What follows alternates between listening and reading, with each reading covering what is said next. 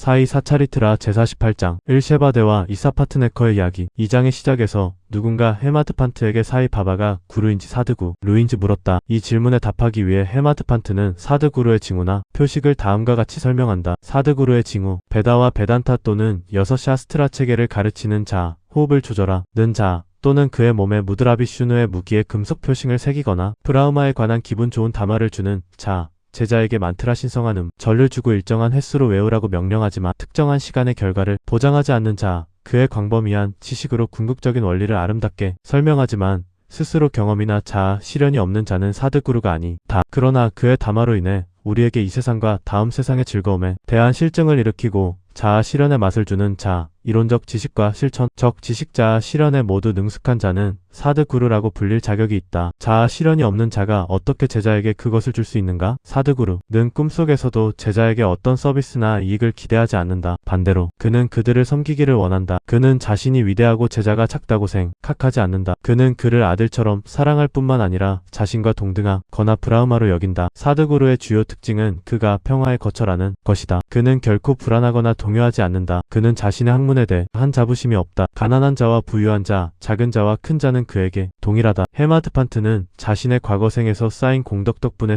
바와 같은 사드구루를 만나고 축복받는 행운을 가졌다고 생각한다. 그는 젊은 시절에도 아무것도 쌓지 않았다. 아마도 칠림을 제외하고 그는 가족도 친구도 집도 어떤 지원도 없었다. 그는 18살부터 마음의 통제가 완벽하고 비범했다. 그는 그때 두려움 없이 외딴 곳에 살았고 항상 자신의 자아에 머물렀다. 그의 신자들의 순수한 애착을 보며 그는 항상 그들의 이익을 위해 행동했고 그래서 그는 어떤 면에서는 그들에게 의존하게 되었다. 그가 육체로 살아있을 때 신자들에게 준 경험은 오늘날에도 그에게 붙어있는 사람들에 의해 얻어진다. 신자들이 해야 할 일은 이것이다. 그들은 믿음과 헌신의 마음 등불을 다듬고 그 안에 사랑의 심지를 태워야 하며 이것이 이루어지면 지식의 불꽃자 실현이 밝혀져 더 밝게 빛날 것이다. 사랑 없는 단순한 지식은 메마르다. 아무도 그런 지식을 원하지 않는다. 사랑 없이는 만족이 없다. 그래서 우리는 끊임없고 무한한 사랑을 가져야 한다. 우리는 사랑을 어떻게 찬양할 수 있을까? 모든 것은 그것 앞에서 찬타. 사랑 없이는 우리의 읽기 특기 공부가 아무 소용이 없다. 사랑이 뒤를 따르는 것은 헌신, 무관심, 평화와 해방이며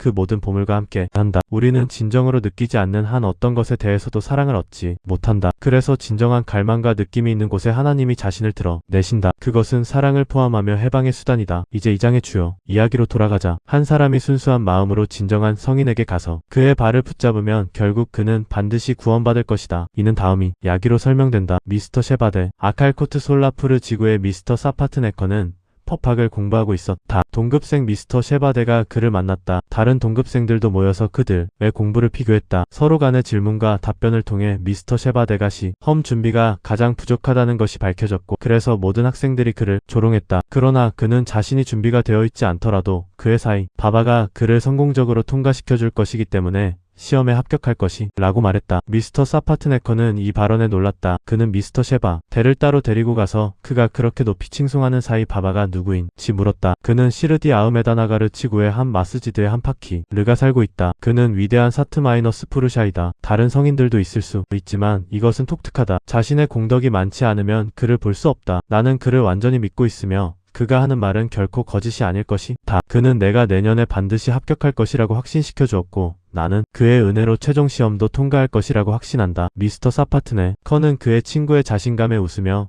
그와 바바를 조롱했다. 사파트네카르 SAPATNEKARS 사파트네카르 씨는 시험에 합격한 후 아칼코트 AKKALKOT에 정착하여 변호사로 개업하였다. 이로부터 10년 후 곧 1913년에 그는 목질환으로 인해 외아들을 잃었다. 이 일은 그의 마음을 산산이 부수어버렸다. 그는 위안을 얻고자 판다르 푸르피에NDHARPUR 가나가 푸르GANAGAPUR 등 여러 성지를 순례했으나 마음의 평화를 얻지 못했다. 그 후 베단타 철학서를 읽었으나 이 역시 도움이 되지 않았다. 그때 문득 그는 셰바데 미스터 SHVAD의 발언과 사이 바바에 대한 그의 신앙을 떠올렸다. 그래서 자신도 시르디에 가서 바바를 배워야겠다 고 결심하였다. 그는 동생 판디트라오 PANDITRAO와 함께 시르디로 향했다. 멀리서 바바를 뵙고 크게 기뻐했다. 그러나 가까이 나아가 절을 올리고 정성스레 코코넛을 바쳤을 때 바바께서는 갑자기 소리치셨다. 물러가라. 사파트네카르는 고개를 떨구고 뒤로 물러나 한쪽에 앉았다. 그는 누군가에게 조언을 얻어 어떻게 해야 할지 알고 싶었다. 누군가가 발라 심피, 발러 SHIMPI의 이름을 알려주었다. 사파트네카르는 그를 찾아가도 우물청했다. 그들은 함께 바바의 사진을 사서 마지드 모스크로 돌아왔다. 발라는 사진 하나를 들고 바바께 드리며 누구의 사진인지 여쭈었다. 바바께서는 그 사진을 보시더니 사파트네카르를 가리키며 말씀하셨다. 이것은 저자의 야라와이에야를 연인다. 이 말씀을 하시고 바바께서 크게 웃으시자 주변에 있던 이들도 함께 웃었다. 발라는 바바께 웃음의 의미를 물었고 사파트네카르에게 다가와 다시 다르샨을 올리라고 손짓했다. 그러나 그가 절을 하려는 순간 바바께서 또다시 외치셨다. 나가라. 사파트네카르는 어찌해야 할지 알지 못했다. 결국 그들은 두 손을 모으고 바바 앞에 앉아 기도하였다. 하지만 바바께서는 끝내 사파트네카르에게 즉시 떠날 것을 명하셨다. 두 사람은 깊은 슬픔과 낙담에 빠졌다. 그러나 바바의 명령은 반드시 지켜야 했기에 사파트네카르는 무거운 마음으로 시르디를 떠나며 다음번에는 꼭 다르샨을 허락받을 수 있기를 간절히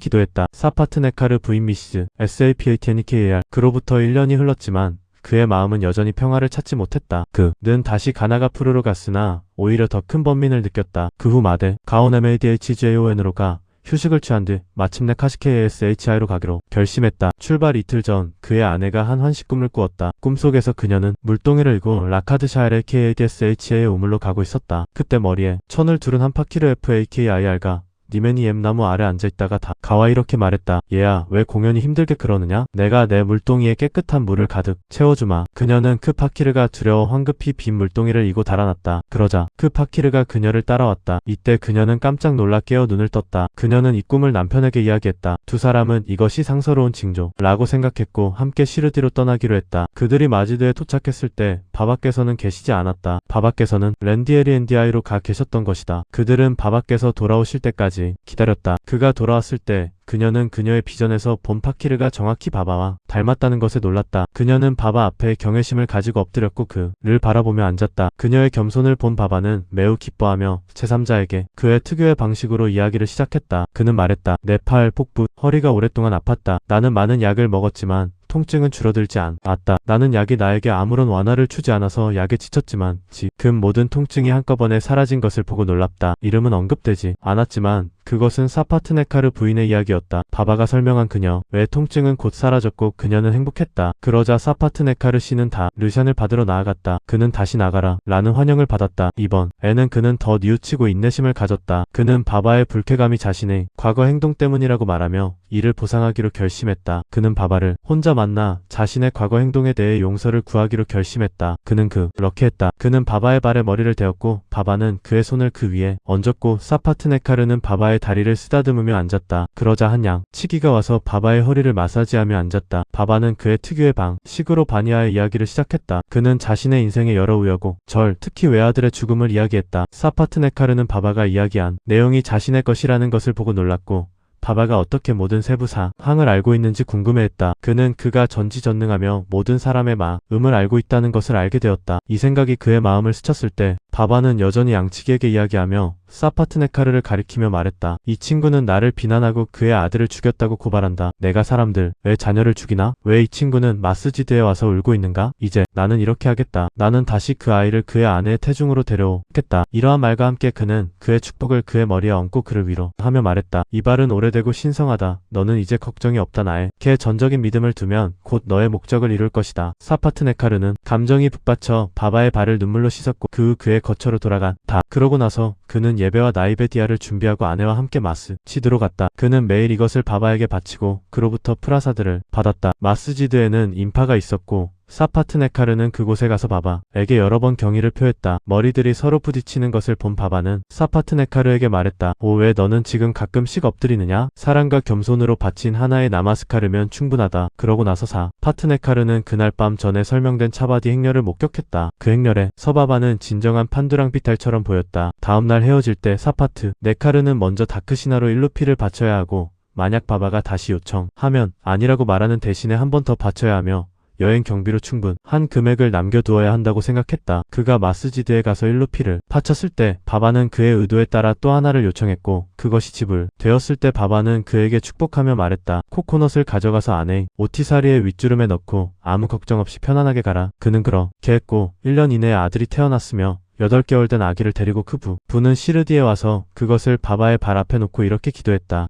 사이나트, 우리는 당신의 의무를 어떻게 갚아야 할지 모르므로 우리는 당신 앞에 엎드리며 우리 가난하고 무력한 자들을 축복해 주십시오. 제부터 당신의 거룩한 발이 우리의 유일한 피난처가 되게 하소서. 많은 생각과 아이디어가 우리의 깨어있는 상태와 꿈속에서 우리를 괴롭히니 우리의 마음을 그것들에서 당신의 바잔으로 돌려주시고 축복해 주십시오. 아들은 무를리다르라는 이름을 지었다. 그 후 2명 바스카르와 딘카르이 더 태어났다. 사파트네카르 부부는 바바의 말이 결코 거짓이 아니며 이행되지 않는 것이 아니라 문자 그대로 진실임을 깨달았다. 신사이에게 경배하라. 모든 이에게 평화가 있기를.